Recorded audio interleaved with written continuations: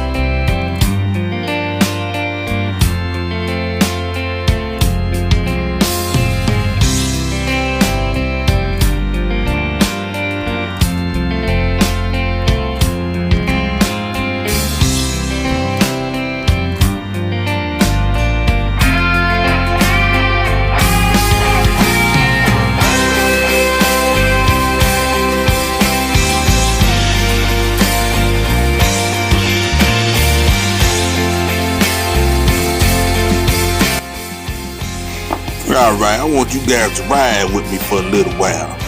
I'm gonna give you a little field trip. I got a little time to kill before I go to work, and I've been meaning to come up here for a while now. I heard the history, I heard the story, but I wanted to go see it for myself. One of my co-workers there, Rollover, he's not from here, he's from down in Miami, but he lives in this area. And he brought me up here a couple of days ago. And I said, shoot, when I got some time to kill, I'm going to come up here and check this thing out. This is a little bit of my interpretation, or my bringing you with me to the Clinton 12. And this is Clinton, Tennessee right here. I'm just running through town. Y'all ride with me for a little while. It's a pretty interesting story that a lot of people don't know. I live about 40 miles away from here and didn't know about it until about maybe 10, 15 years ago. So let's go up here and check some things out. Let me speed it up a little bit to get there a little quicker. Come on, ride with me for a little while.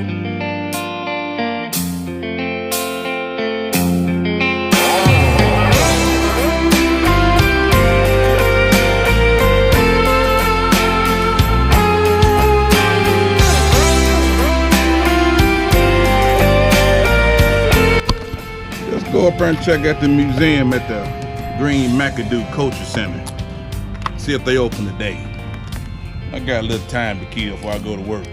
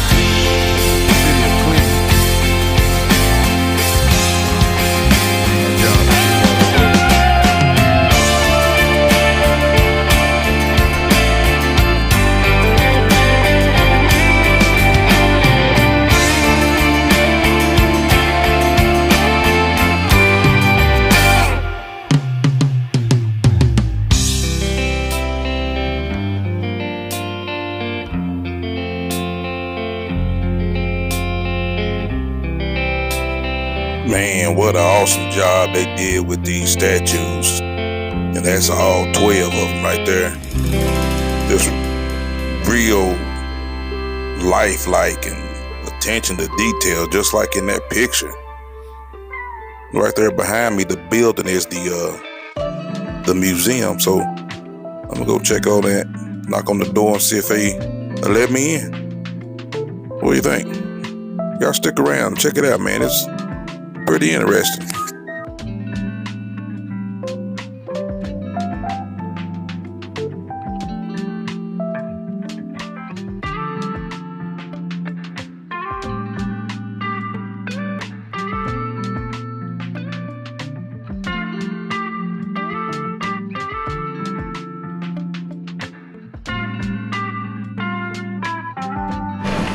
In 1956, I taught elementary students in this classroom, one of 3 rooms in this school, the Green McAdoo School in Clinton, Tennessee.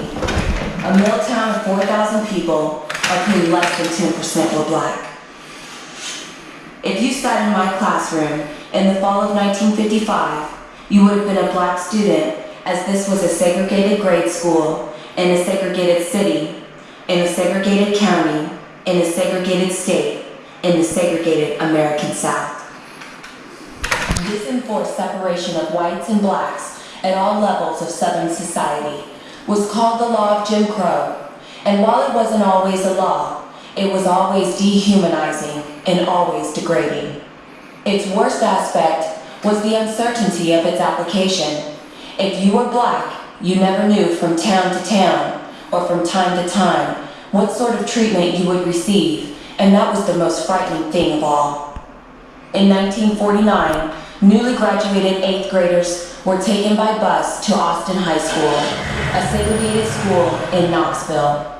The trip was long and uncomfortable, and even though the high school there was better equipped than our local high school, that wasn't the point. My kids felt, and their parents felt, that they had a right to attend whatever school they wished.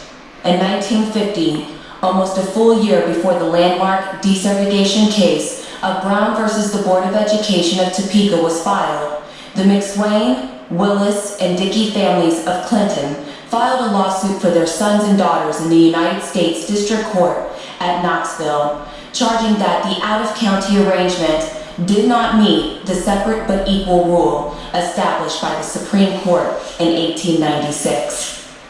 However, 2 years later, in 1952, District Court Judge Robert Taylor decided that the separate but equal standard was met and dismissed the suit.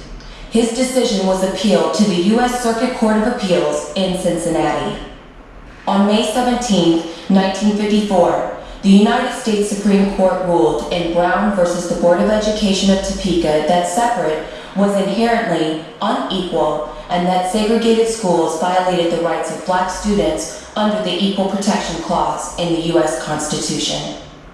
In 1955, the Supreme Court reinforced its opinion under Brown versus the Board of Education II, which stated that enforcement of the 1954 decision should be accomplished with all deliberate speed. Our case, McSwain et al. Versus Anderson County, was remanded to Judge Taylor, who then reversed his earlier decision based upon the new precedent established by the United States Supreme Court. On January 4, 1956, he ordered that all 3 Anderson County high schools be integrated no later than the fall term. Many cities in the South chose to interpret the word deliberate to mean something less than speedy, but not for this city, not Clinton, Tennessee. For Judge Taylor, the word speed meant exactly that. Not everyone in Clinton was pleased with the idea of black and white students sharing desks, books, and teaching staff, but the law was the law, and in the summer of 1956, 12 black youngsters pre-registered as high school students for the fall term. They were a mix of grade school graduates and sophomore, juniors, and seniors transferring from Austin High, and it is important that we remember their names. Joanne Allen, Bobby Kane, Theresa Caswell, Minnie Ann Dickey, Gail Ann Epps, Ronald Hayden, William R. Latham, Alva J. McSwain, Maurice Souls, Robert Thacker, Regina Turner, Alfred Williams. During this time, Horace Wells, publisher of the Clinton Courier-News, wrote editorials urging a smooth transition into desegregation, saying, while we may not like integration, this is the law and we must obey it. D.J. Britton, the principal of Clinton High School, also urged compliance with the law of the land. He organized PTA and student meetings to explain and discuss the situation prior to the opening of fall classes. Britton, for his efforts, was later threatened and accused of being a communist, but he said this about the first days of running an integrated school. The student body was great. They stood right with us. To the black students, he said, "You have all shown great courage." While the students, both white and black, were uncomfortable sharing classes for the first time, for the most part, they treated one another with cautious respect, and classes were held without incident. Bobby Kane, a transferring senior from Austin High, had this to say about his white classmates. They did all they could to smooth things over and make it easier for us. Jerry Shattuck, a senior and president of the student body, was aware that integration was coming, as was most everyone else in Clinton, and he, as did most of the students, shared the feeling that the law should be obeyed. Very few students considered themselves integrationist or segregationist, but rather members of a law-abiding community, Shattuck said years later. So school classes began, and for a while, everything seemed to be going along about as smoothly as could be expected. That is, until two strangers came to town, one from New Jersey and one from Alabama, followed by hundreds of others. Then, crosses began to burn. Words of hate were screamed, and this city entered upon its most terrible yet heroic days.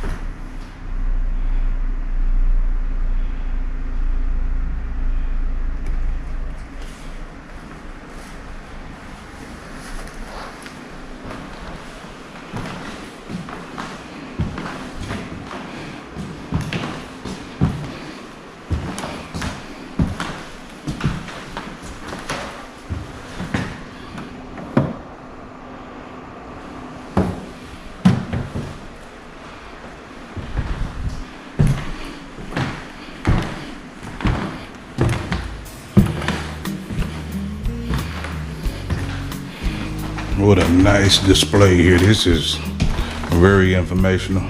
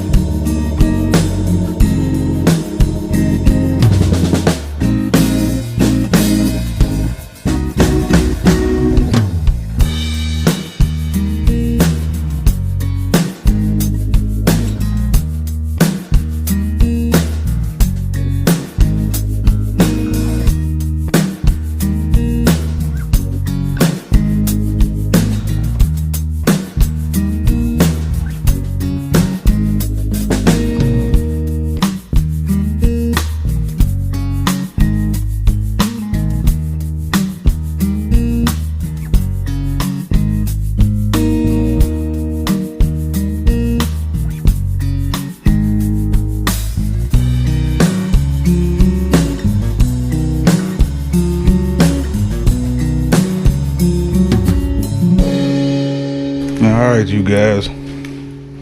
Let's go ahead and go to work. Alright, you guys. I've been wanting to do that for a while. And my buddy, co-worker Rollover, lives out here. He's not from here, but he brought me out here the other day. And we used to play basketball out here. And I knew a few friends, Craig and Renee and Andrea.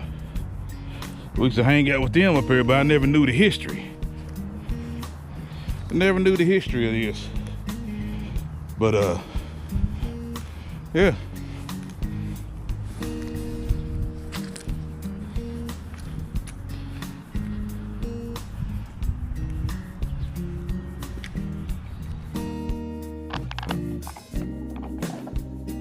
All right, you guys, I've been wanting to come up here and see this for quite a while.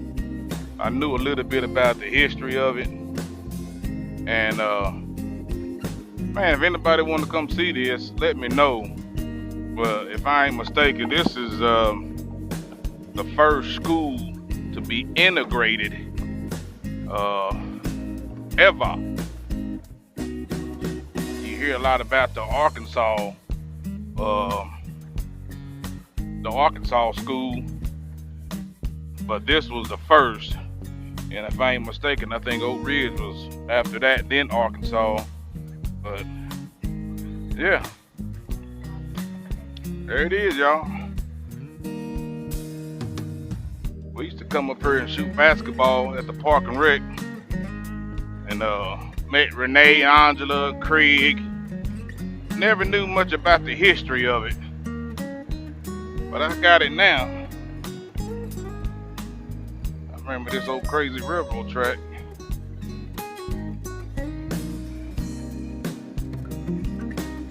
How you doing?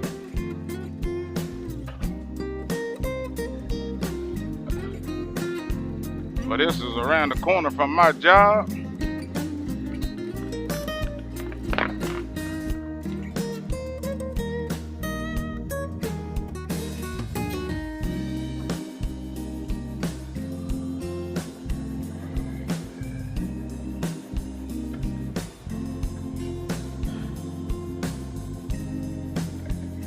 And if I'm not mistaken, this is the school that they were trying to get integrated to. It is the middle school now. Over here is a high school, football field. But that was the school that they was being integrated to. And it is the middle school now, as I said. And I think that's where the bombing took place, at this school right there. Well, one thing about history, you can't doggone erase it. You got to know it so you don't repeat it. Let's go to work so we can get this doggone money and keep it doggone moving. Come on, I'll show you how close work is. It's this way.